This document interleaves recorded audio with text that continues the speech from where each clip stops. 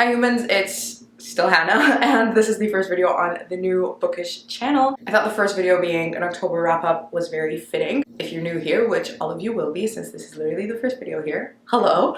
But if you're new to me in general, I do have a main channel that is now dedicated to my wellness content, so I will link that down below as well and up on the screen, and maybe even check out the Instagram page, which is a little bare right now, but I literally just created it.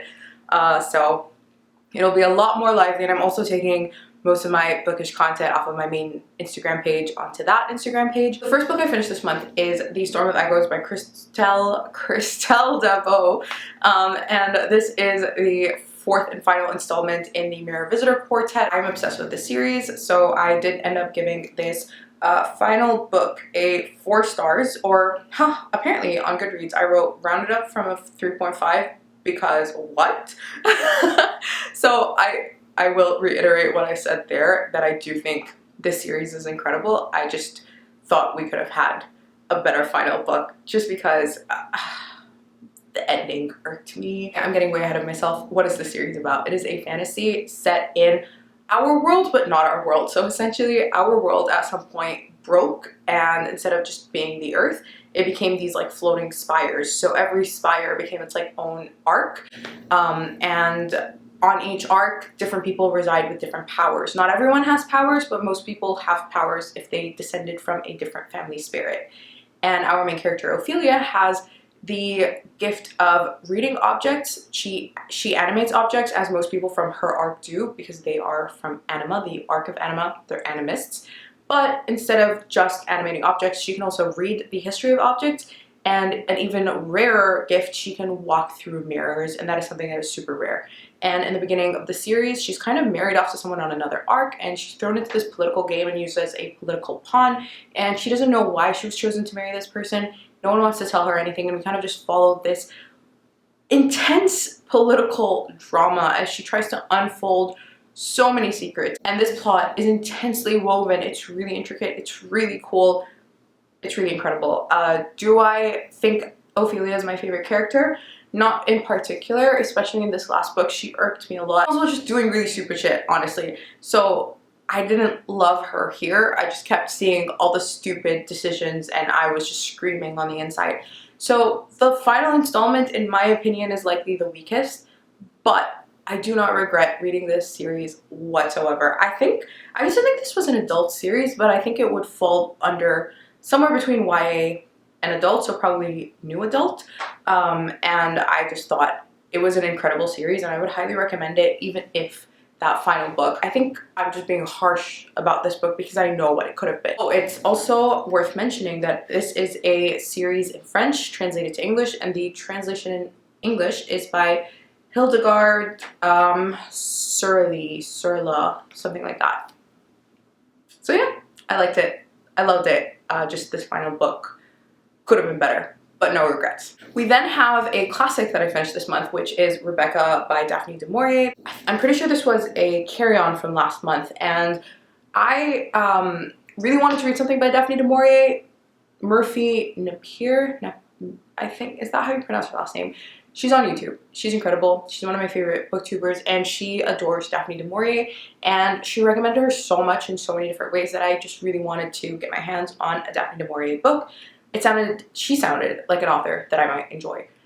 This being a classic made me a little apprehensive. However, this is a thriller classic, and if I'm going to read a classic, it's probably going to be a thriller. This follows a woman who married a man that she just met in France when she was there, kind of like on holiday, sorta. And she marries this guy, and when she gets to his house, she realizes she knows very little about him. And the memory of his just dead wife, like less than a year ago, I think she died, is still very present in the house. She feels his ex-wife or his late wife's presence very much, and it starts to really get on her nerves. And this is again the narrator is this main character, who, by the way, we don't know the name of. She doesn't even give herself a name. That's kind of, I didn't understand why, and I looked it up, and I saw this theory that it's like, oh, that's how little she sees herself, and I'm like, yeah, that checks. But even she calls herself out as timid when she's telling you the story. She's just like, in the beginning, she's like, I know that I was timid. I know that I was this scared creature, but I think you can just kind of see a bit of a pattern with me that I don't like weakness. I don't like weakness. I don't like weakness, period. And it's just not a trait that I love, and it just bothers me. We can dissect the psychology of that in me later, but for the purposes of this video, it's just not my favorite trait. And so seeing her just be so scared of a dead person, and then the people living in the house who she literally is the employer of, considering that she now married the man who owns this big mansion. Like, she was the boss, and she was just letting her, oh, anyway. I'm not gonna rant about, I'm done, I'm stopping.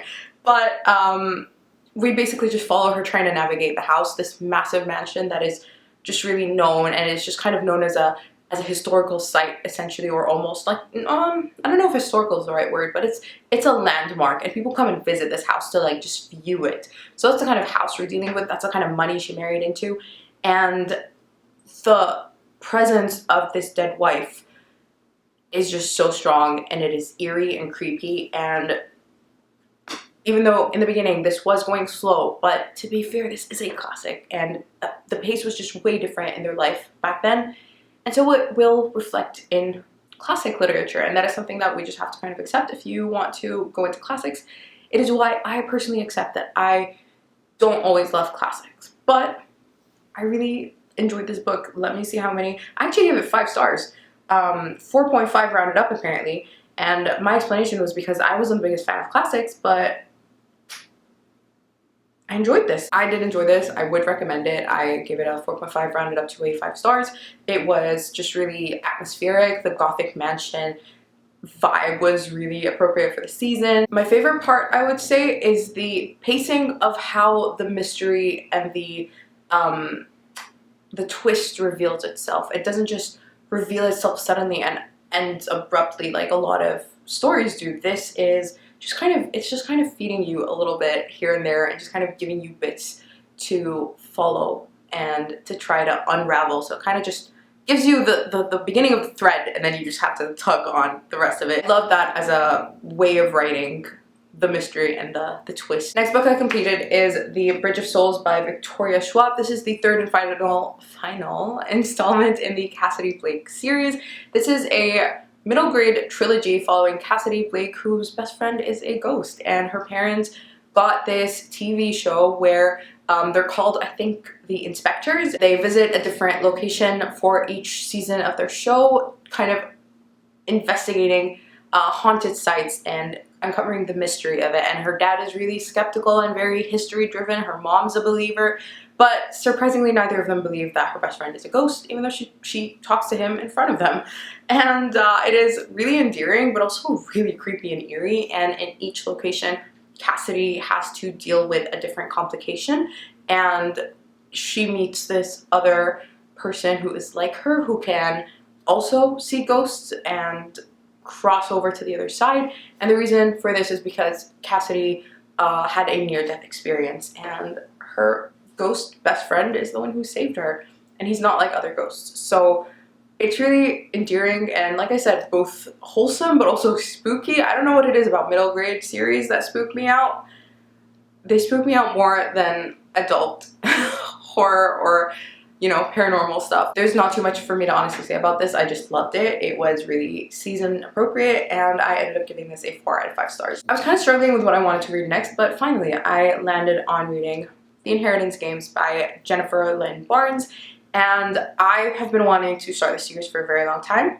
I'm so glad I finally did. In case you live under a rock and don't know what the series is about, this girl named Avery suddenly was left with this old man's inheritance who she's never met before, and in order to get the inheritance, the condition is that she has to live in that house for a year with this old man's 4 grandsons who were written out of the will, as well as pretty much their whole family. Like the whole family was written out of the will except for like the littlest of things, and so they kind of hate her and she has to navigate that. But she starts to kind of build connections and different relationships of different types with all of them. Some of them very aggressive and not too great and not too safe, but you follow her try to also figure out certain clues and figure out why she was left with this inheritance. So she starts playing a game, hence the inheritance games, and they're trying to uncover this mystery of why she was chosen for this inheritance, and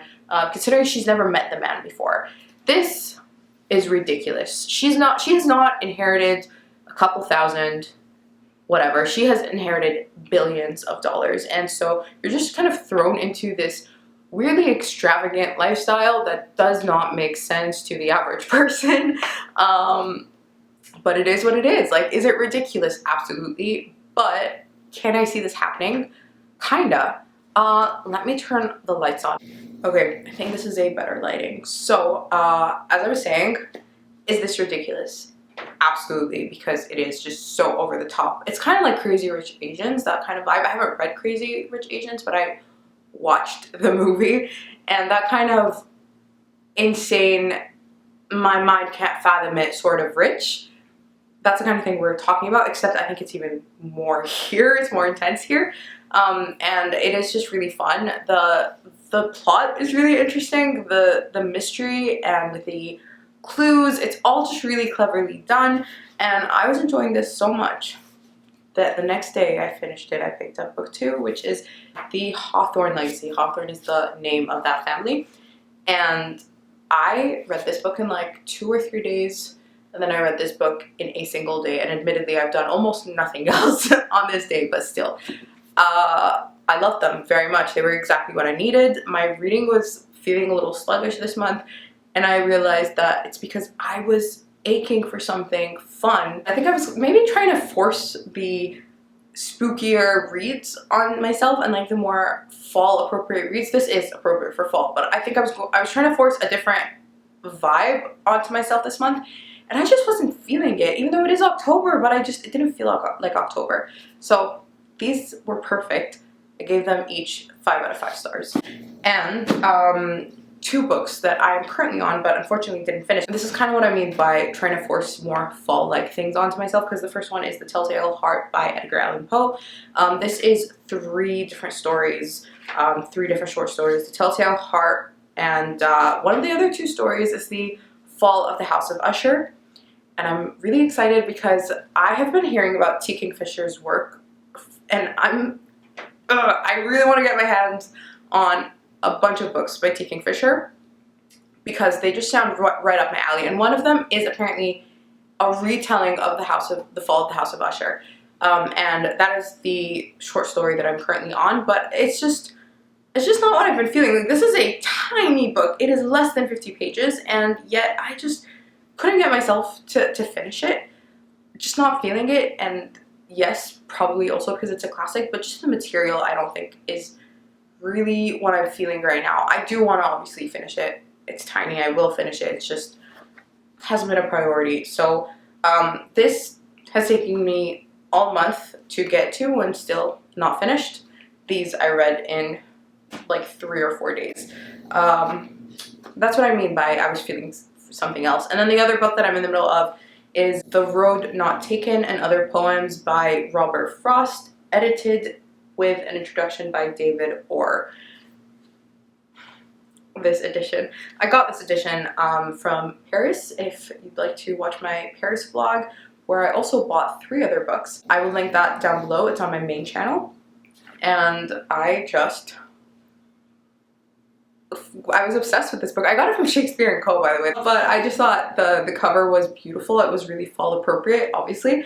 But because it's poetry, I just don't sit and just read it. I think the finality or the concluding element makes me put it down a lot more. Because it's like, I read a poem, I'm like, okay, I'm done. You know, like I just want to put it down because I read the poem and it ended, and then I want to just sit with it.